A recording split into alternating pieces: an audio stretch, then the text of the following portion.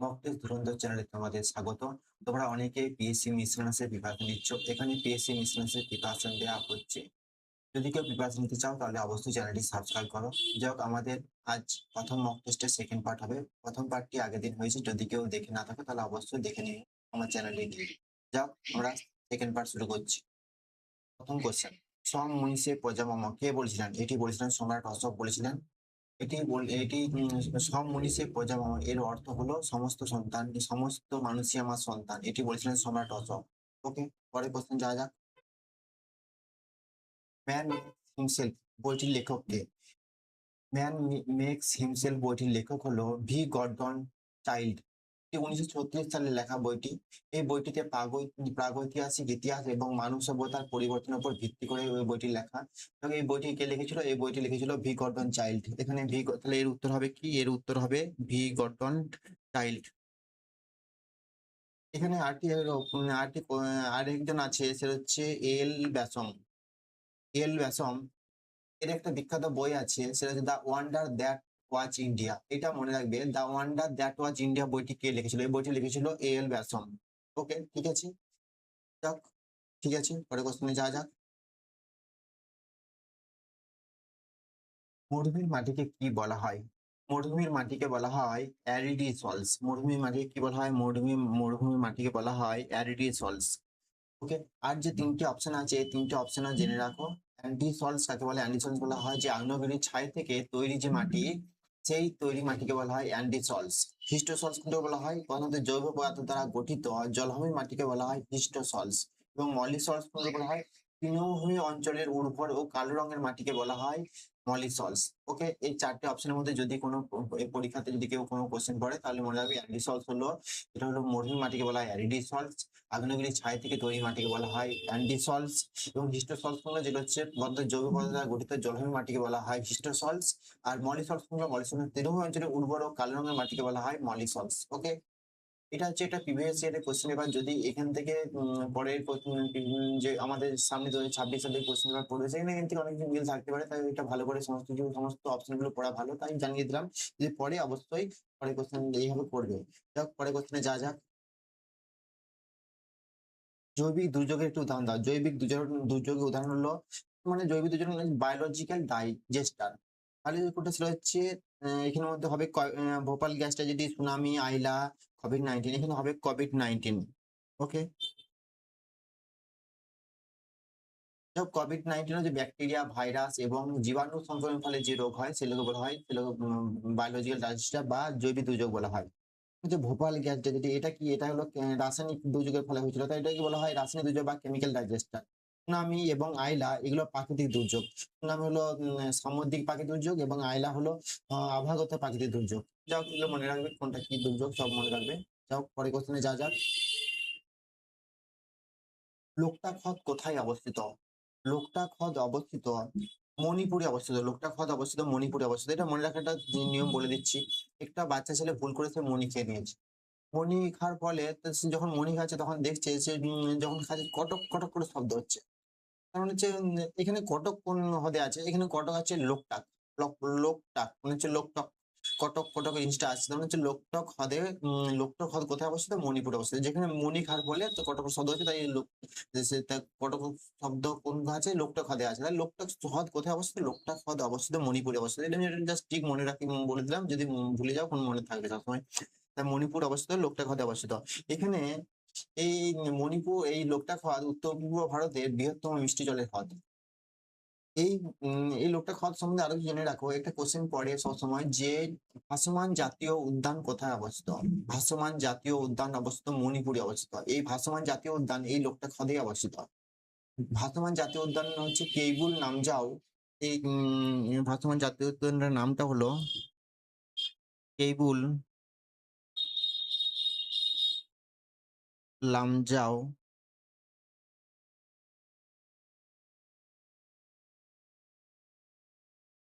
Keibul Lamjao national park. Keibul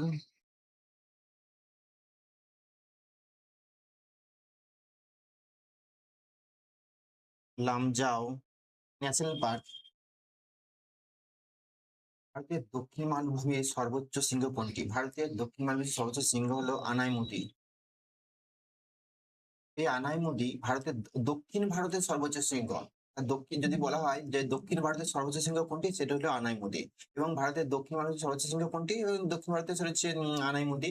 এবং হচ্ছে এটি পশ্চিমঘাট পর্বতমালায় অবস্থিত। তাহলে যদি কোশ্চেন পড়ে ভারতের দক্ষিণ মালভূমির সর্বোচ্চ শৃঙ্গ কোনটি, তাহলে হচ্ছে আনাইমুদি।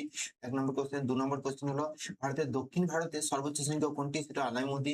৩ নম্বর কোশ্চেন যদি পড়ে যে পশ্চিমঘাট পর্বতমালা সর্বোচ্চ শৃঙ্গ কোনটি, তাহলে সেটা হচ্ছে আনাইমুদি। ওকে, মনে থাকবে। ওকে, পরের কোশ্চেনে যা যাক।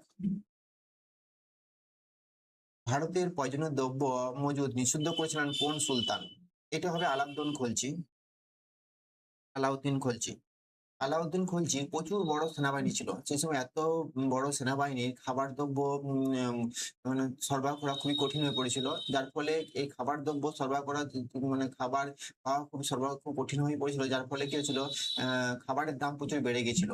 এবং কিছু ব্যবসাদার সেই খাবার প্রচুর মজুত করে রেখে দিচ্ছিল। যার ফলে এই খাবারের দাম বেড়ে যেতে না যায় এবং মজুত করে কেউ যাতে রাখতে না পারে, সেই জন্য আলাউদ্দিন খলজি সেই সময়ে এই কয়েকটি নিয়ম চালু করেছিল। যেটা হচ্ছে ভারতের প্রয়োজনীয় দ্রব্য মজুদ নিষিদ্ধ করেছিল ১ নম্বর। ২ নম্বর প্রয়োজন হলো বাজার নিয়ন্ত্রণ নীতি করেছিল। তাহলে কোশ্চেন যদি পড়ে যে বাজার নিয়ন্ত্রণ নীতি প্রথম কে প্রচলন করেছিল? বাজার নিয়ন্ত্রণ নীতি প্রচলন করেছিল সেটা আলাউদ্দিন খলজি। ২ নম্বর কোশ্চেন যদি বলা হয় যে ভারতের প্রয়োজনীয় দ্রব্য মজুদ নিষিদ্ধ করেছিলেন কে? ভারতের প্রয়োজনীয় দ্রব্য মজুদ নিষিদ্ধ করেছিলেন সেটা আলাউদ্দিন খলজি। কারণ এটা মনে রাখার সবচেয়ে ভালো নিয়ম হলো আলাউদ্দিন খলজি প্রচুর বড় সেনাবাহিনী। আলাউদ্দিন খলজির নাম তো সবাই জানিয়ে থাকো, প্রচুর বড় একজন দুর্ধর্ষ নেতা ছিল। আলাউদ্দিন খলজি তার সেনাবাহিনী প্রচুর দুর্ধর্ষ ছিল এবং সেনাবাহিনী প্রচুর বড় ছিল, যাতে সেই এত বড় সেনাবাহিনী হওয়ার জন্য এত খাবার সরবরাহ খুব কঠিন হয়েছিল, যার ফলে এটা করতে হয়েছিল। যাক, এটা মনে রাখতে হবে। তাহলে কি হবে? আলাউদ্দিন খলজি। ওকে, পরের কোশ্চেনে যা যাক। লবণের রাসায়নিক সংকেত কোনটি? লবণ অর্থাৎ নুনের রাসায়নিক সংকেত কোনটি? সেটা হচ্ছে NaCl, মানে হচ্ছে সোডিয়াম ক্লোরাইড। তাহলে যদি বলা হয় লবণের রাসায়নিক সংকেত কোনটি, সেটা NaCl বা সোডিয়াম ক্লোরাইড। এবং হচ্ছে আরো একটা কোশ্চেন পরীক্ষাতে পড়ে, সেটা মনে রাখবে এখানে, সেটা হলো Na2CO3। Na2CO3 এই জিনিসটা মনে রাখবে। এটাকে বলা হয় সোডিয়াম কার্বনেট। এটা কাপড় কাচার সোডা হিসেবে ব্যবহার হয়। কোশ্চেন পড়ে যে কাপড় কাচার সোডা হিসেবে কোনটা ব্যবহার হয়, তখন বলবে সোডিয়াম কার্বনেট বা Na2CO3। এটা কাপড় কাপড় কাচার উম, কাপড় কাচার সোডা হিসেবে কোনটা ব্যবহার করা যায়? কাপড় কাচার সোডা হিসেবে ব্যবহার করা হয় Na2CO3। বা ওয়াশিং, কোশ্চেন পড়ে ওয়াশিং সোডা বা কাপড়ের সোডা হিসেবে ব্যবহার করা কোনটা, সেটা NaOH3। তাহলে কিন্তু দুটো কোশ্চেন পেলাম। লবণের সংকেত কোনটা? NaCl। আর কাপড় কাচার সোডা বা ওয়াশিং সোডা হিসেবে কোনটা ব্যবহার করা, সেটা Na2CO3 সোডিয়াম কার্বনেট। ঠিক আছে। ওকে, পরের কোশ্চেনে যা যাক। রেয়ার ডিজিজ ডে প্রধান লক্ষ্য কি? রেয়ার ডিজিজ ডে এর প্রধান লক্ষ্য হলো সচেতনতা বৃদ্ধি। এর প্রধান লক্ষ্য কি? সচেতন, যাতে মানুষের রোগ জীবাণু যাতে না হয়, যেভাবে কিভাবে সচেতন করা হয়, কিভাবে থাকলে সচেতন রোগ জীবাণু যাতে না হয়, সেই জন্য রেয়ার ডিজিজ ডে তে এইটা পালন করা হয় এবং এই দিনে সচেতনতা বৃদ্ধি করা হয় মানুষের। তাহলে এটা উত্তর কি হবে? সচেতনতা বৃদ্ধি। ওকে, পরের কোশ্চেনে যা যাক। নাগার্জুন সাগর শ্রীশৈলম টাইগার রিজার্ভ হলো ভারতের ক্ষুদ্রতম টাইগার রিজার্ভ, ভারতের বৃহত্তম টাইগার রিজার্ভ, ভারতের প্রথম টাইগার রিজার্ভ, ভারতের সর্বশেষ টাইগার রিজার্ভ। এটি হলো ভারতের নাগার্জুন সাগর শ্রীশৈলম টাইগার রিজার্ভ হলো ভারতের বৃহত্তম টাইগার রিজার্ভ। এটা কি? এটা ভারতের বৃহত্তম টাইগার রিজার্ভ। এটি আয়তনের দিক থেকে ভারতের সবচেয়ে বড় টাইগার রিজার্ভ। যাক, ঠিক আছে, পরের কোশ্চেনে যা যাক। নিউ ইয়র্ক স্টক এক্সচেঞ্জে তালিকাভুক্ত ভারতের প্রথম ব্যাংক কোনটি? নিউ ইয়র্ক স্টক এক্সচেঞ্জে তালিকাভুক্ত ভারতের প্রথম ব্যাংক হলো ICICI ব্যাংক। ওকে, নিউ ইয়র্ক স্টক এক্সচেঞ্জে তালিকাভুক্ত ভারতের প্রথম ব্যাংক কোনটি? এর মাঝে মধ্যে পড়ে, এর হচ্ছে মনে রাখবে ICICI ব্যাংক। এটি 2000 সালে এটি নিউ ইয়র্ক স্টক এক্সচেঞ্জে তালিকাভুক্ত করা হয়েছিল।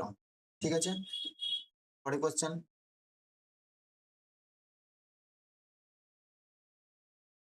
নিচের কোনটি জলবাহিত রোগ? নিচের কোনটি জলবাহিত রোগ? এখানে জলবাহিত রোগ যক্ষা, টাইফয়েড, ম্যালেরিয়া, ডিপথেরিয়া। যার এখানে নিচের জলবাহিত রোগ কোনটি হবে? সেটা টাইফয়েড। নিচে এটা টাইফয়েড হবে। টাইফয়েড দূষিত জল ও খাবারের মাধ্যমে রোগ ছড়ায়। এখানে আরো একটা অপশন আছে, এখানে যে অপশনগুলো ছিল দেখে নি। যক্ষা, যক্ষা অর্থাৎ ইংলিশ নাম টিউবারকুলোসিস। যক্ষা আর হচ্ছে ডিপথেরিয়া, এগুলো বায়ুবাহিত সংক্রামক। এগুলো বায়ুর মাধ্যমে ছড়িয়ে পড়ে, যখন কাশি বায়ুর মাধ্যমে ছড়িয়ে পড়ে তার টিউবারকুলোসিস, ডিপথেরিয়া, এগুলো বায়ুবাহিত সংক্রামক রোগ। এবং ম্যালেরিয়া কি? ম্যালেরিয়া হলো এটি মশার কামড়ে ছড়ায়। তাহলে হচ্ছে ম্যালেরিয়া কি মশার মাধ্যমে ছড়ায়? তাহলে হচ্ছে আর হ্যাঁ, ম্যালেরিয়া কোন মশার মাধ্যমে ছড়ায়? কোশ্চেন পড়ে যে ম্যালেরিয়া কোন মশার মাধ্যমে ছড়ায়? যাই হোক, মনে রাখবে ম্যালেরিয়া অ্যানোফিলিস মশার দ্বারা ছড়িয়ে পড়ে। অ্যানোফিলিস মশার কামড়ের মাধ্যমে ছড়ায়। ঠিক আছে, তাহলে এখানে যে অপশনগুলো বললাম যক্ষা, টাইফয়েড, ম্যালেরিয়া, ডিপথেরিয়া, কি রোগ কিভাবে ছড়ায় সব মনে রাখবে। আর হচ্ছে অ্যানোফিলিস আর হচ্ছে ম্যালেরিয়া কোন মশার মাধ্যমে ছড়ায়? সেটা হলো অ্যানোফিলিস মশার মাধ্যমে ছড়ায়। তোমাদের একটা কোশ্চেন বলছি, সেই কোশ্চেনটা তোমরা কমেন্টে জানাবে যে ডেঙ্গু রোগ কোন মশার মাধ্যমে ছড়ায়। তো এটা কমেন্টে আমাদের জানাবে। ওকে, পরের কোশ্চেনে যা যাক। হলদিয়া বন্দর কোন নদীদ্বয়ের সঙ্গমস্থলে অবস্থিত? হলদিয়া বন্দর অবস্থিত হলদি এবং হুগলি নদীর সঙ্গমস্থলে অবস্থিত। হলদি এবং হুগলি নদীর সঙ্গমস্থলে অবস্থিত। হলদিয়া বন্দর একটি পেট্রোকেমিক্যাল একটা বন্দর। এটা হচ্ছে সবাই জানো হলদিয়া বন্দর। হলদিয়া বন্দর এখানে অবস্থিত, মানে এখানে যে নদীর সঙ্গমস্থলে এই বন্দরটি অবস্থিত সেটা হচ্ছে হলদি এবং হুগলি নদীর সঙ্গমস্থলে অবস্থিত। হুগলি বা গঙ্গা নদীর সঙ্গমস্থলে, তাহলে যেখানে হুগলি এবং হলদি নদী মিশেছে সেখানে অবস্থিত। ওকে, পরের কোশ্চেনে যা যাক। পোকামাকড়ের অধ্যয়নকে কি বলা হয়? পোকামাকড়ের অধ্যয়নকে বলা হয় এন্টোমোলজি। পোকামাকড়ের অধ্যয়নকে বলা হয় এন্টোমোলজি। যখন হচ্ছে এখানে যে চারটি অপশন আছে, চারটি কার কি অধ্যয়ন মনে রাখবে, এই চারটি অপশনই খুবই ইম্পর্টেন্ট। তাহলে এন্টোমোলজি পোকামাকড় বা কীটপতঙ্গের অধ্যয়নকে বলা হয়। হচ্ছে আর হচ্ছে হেমাটোলজি, হেমাটোলজি এটাকে বলা হয় হেমা। ঠিক আছে, হেমা হচ্ছে এখানে রক্ত সম্পর্কিত রক্ত বিজ্ঞান। রক্তের সঙ্গে সম্পর্কিত অধ্যয়নকে কি বলা হয়? সেটা হচ্ছে সেটাকে বলা হয় হেমাটোলজি। আর হচ্ছে অ্যাস্ট্রোলজি। অ্যাস্ট্রোলজি নাম তো সবাই জেনে থাকে, জ্যোতিষ। অ্যাস্ট্রোলজি কি হচ্ছে? জ্যোতিষ শাস্ত্র।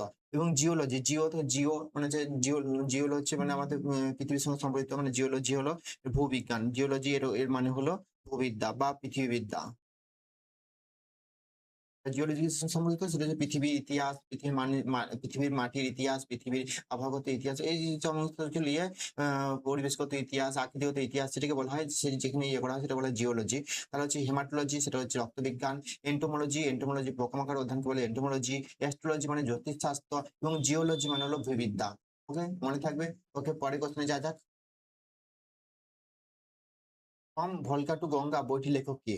ফ্রম ভলগা টু গঙ্গা বইটির লেখক হলো Rahul Sankrityayan. Bibhutibhushan from Volga to Ganga বইটির লেখক কে? সেটা হচ্ছে রাহুল সংকীর্তান।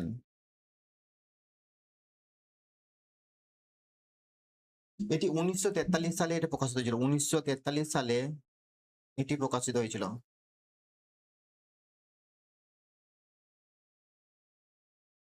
ওকে, ঠিক আছে, ফ্রম ভলগা টু গঙ্গা বইটির লেখক কে? রাহুল সংকীর্তান।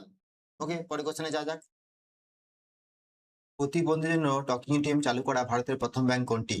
এটা হলো প্রথম ব্যাংক কোনটি? সেটা হলো ইউনিয়ন ব্যাংক অফ ইন্ডিয়া। এটি 2012 সালে টকিং এটিএম চালু করে। তাহলে প্রতিবন্ধীদের জন্য প্রথম টকিং এটিএম চালু করা ব্যাংক কোনটি? সেটা হলো ইউনিয়ন ব্যাংক অফ ইন্ডিয়া। ওকে, ঠিক আছে, পরের কোশ্চেনে যা যাক। রন অফ কচ্ছ ভারতের কোথায় অবস্থিত? রন অফ কচ্ছ ভারতের গুজরাটে অবস্থিত। এটি গুজরাটের কচ্ছ জেলায় অবস্থিত। এটি একটি বিশাল লবণাক্ত মরুভূমি। এটি খুবই important question. Rann of Kutch ভারতের কোথায় অবস্থিত? মাঝে মধ্যে কোশ্চেন পড়ে, মনে রাখবে এটি গুজরাটে অবস্থিত। ওকে, এটি তাহলে কোথায় অবস্থিত? গুজরাটে অবস্থিত। ওকে, ঠিক আছে, পরের কোশ্চেনে যা যাক। বিমানানটি চিহ্নিত করো। খাইবার, বোলান, গোমাল, গোমুখ। এখানে দেখো খাইবার, বোলান, গোমাল এই তিনটি হলো মাউন্টেন পাস বা গিরিপথ। কিন্তু গোমুখ কি? গোমুখ হলো গঙ্গোত্রী হিমবাহের উৎসমুখ, যেখান থেকে গঙ্গা নদীর উৎপত্তি হয়েছে। অর্থাৎ গোমুখ হলো গঙ্গা নদীর উৎপত্তি স্থল, বা এটা হলো একটি হিমবাহের উৎসমুখ। তাহলে এখানে কোনটি বিমান? খাইবার, বোলান, গোমাল এগুলো তো মাউন্টেন পাস, আর গোমুখটা আলাদা হয়ে যাচ্ছে। তার মানে এখানে এটা কোনটা আলাদা? সেটা হচ্ছে গোমুখটা আলাদা বিমানান। ওকে, পরের কোশ্চেনে যা যাক। সকল উত্তর পদ্মনাথ উপাধিকে গ্রহণ করেন। সকল উত্তর পদ্মনাথ উপাধি গ্রহণ করেন হর্ষবর্ধন। উপাধি গ্রহণ করেন সেটা হলো হর্ষবর্ধন। হর্ষবর্ধন এই সকল উত্তর পদ্মনাথ এই শব্দের অর্থ হলো সমগ্র উত্তর ভারতের অধিপতি। উচ্চবতী বংশের রাজা হর্ষবর্ধন সকল উত্তর পদ্মনাথ, শিলাদিত্য এই দুটি উপাধি গ্রহণ করেন। তিনি এই দুটি উপাধি গ্রহণ করেন। আর হর্ষবর্ধন সম্বন্ধে একটা মনে রাখবে, হর্ষবর্ধনের সময়ে বিখ্যাত পর্যটনবিদ হিউয়েন সাং ভারতে আসেন। হিউয়েন সাং এর লেখা বইটির নাম হলো সিউকি। তাহলে কোশ্চেন মাঝে মধ্যে কোশ্চেন পড়ে যে হর্ষবর্ধনের সময়ে কোন পর্যটক ভারতে আসেন, তার নাম কি? তার নাম হলো হিউয়েন সাং। আর হিউয়েন সাং এর লেখা বইটির নাম কি? তার নামটা হলো সিউকি। তাহলে হচ্ছে হর্ষবর্ধনের সময়ে বিখ্যাত পর্যটকের নামটা কি? তার নামটা মনে হলো, তার নামটা হলো হিউয়েন সাং। মনে রাখবে এটা কোশ্চেনে পড়ে। হর্ষবর্ধনের সময় আছে। আর হিউয়েন সাং এর লেখা বইটির নাম কি? তার লেখা বইটির নাম হলো সিইউ।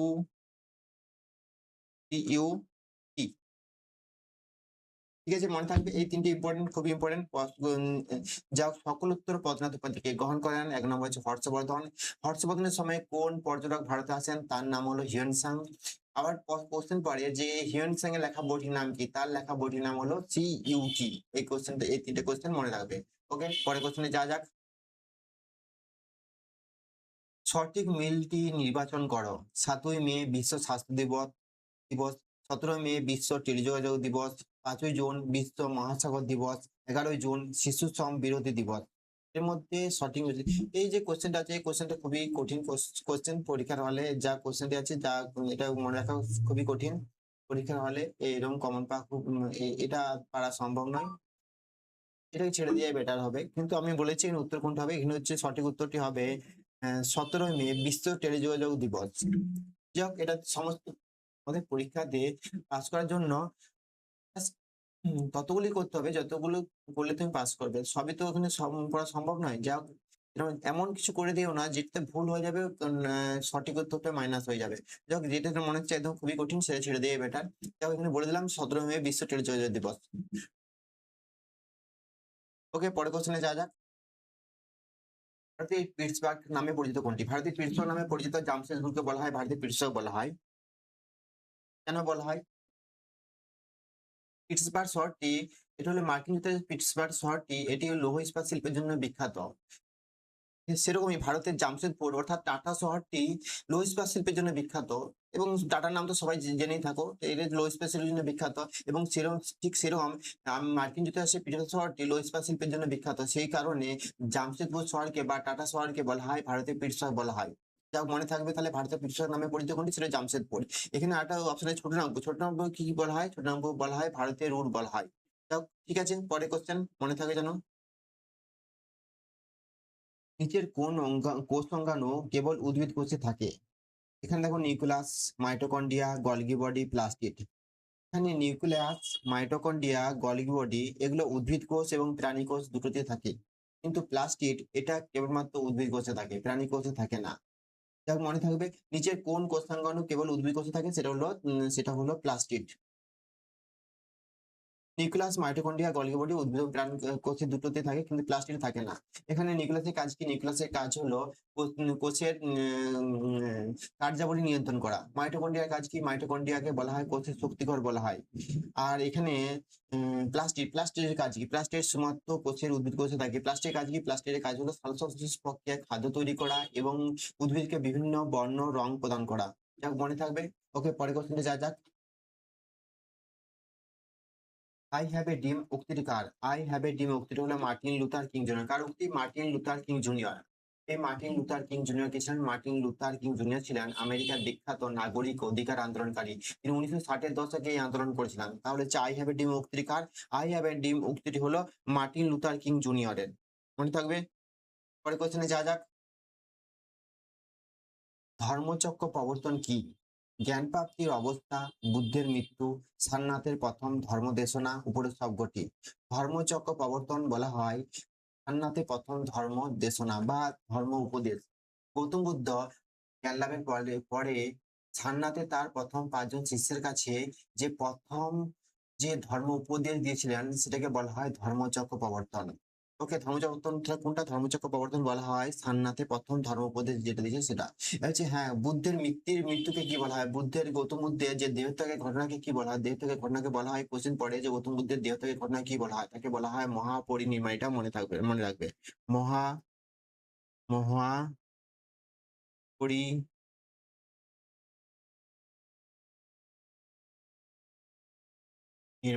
এটাকে বলা হয় গৌতম বুদ্ধের মৃত্যুকে বলা হয় বা দেহত্যাগের ঘটনাকে বলা হয়। ঠিক আছে, ধর্মচক্র প্রবর্তন কি? সারনাথের প্রথম ধর্ম উপদেশ। আর মহাপরিনির্বাণ কোনটা? গৌতম বুদ্ধের মৃত্যু বা দেহত্যাগের ঘটনাকে বলা হয়। ওকে, পরের কোশ্চেনে যা যাক। ভারতীয় বিমানবাহিনীর মূল মন্ত্র কি? ভারতীয় বিমানবাহিনীর মূল মন্ত্র হলো touch the sky with glory, courage and sacrifice, service before self, strength in unity. এটা কোনটা হবে? এটার উত্তর হবে touch the sky with glory. ভারতীয় বিমানবাহিনীর মূল মন্ত্র হলো নব কীর্ষং দীপ্তম, অর্থাৎ touch the sky with glory এর ইংরেজি অনুবাদ। এই নব কীর্ষং দীপ্তম এটি ভারতীয় পবিত্র ধর্মগ্রন্থ ভগবদ গীতার একাদশ অধ্যায় থেকে নেওয়া হয়েছে। তো এর নব কীর্ষং দীপ্তম ভারতীয় বিমানের মূল মন্ত্র, এর ইংলিশ অনুবাদ হলো touch the sky with glory. এটি মনে রাখবে। যাক, আজকে আমাদের 25টি কোশ্চেন হয়ে গেল।